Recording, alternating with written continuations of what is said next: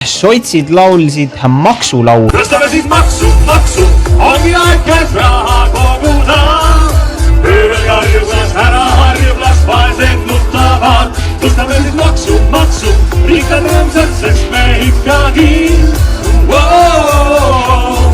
vara maksuta.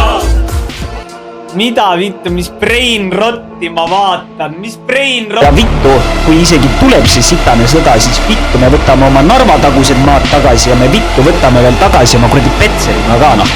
Ja vittu minge. Ja mul on jumala pohve, et seal elavad mingid padurussid. Vajadusel me vittu korraldame seal ise küüdituse. Rahvale rohkem raha kätte jätta, igale Tartu noorele kooli. Kuidas ka? Kõik naised valitsusest maha!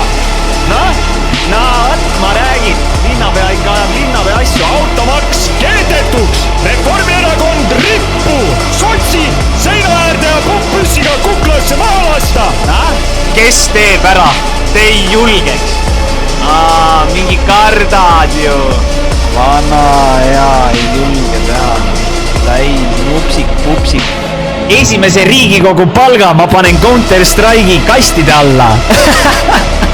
8 tonni eest kastide omas. No ja küll ma teen selle lubaduse ära. Kui ma saan linnapeaks, ma panen esimese palgad CS-i kastide alla. Aga palun. Ja siis teeme streamis koos avamise. Pole tänu väärt. Ma olen rahva mees.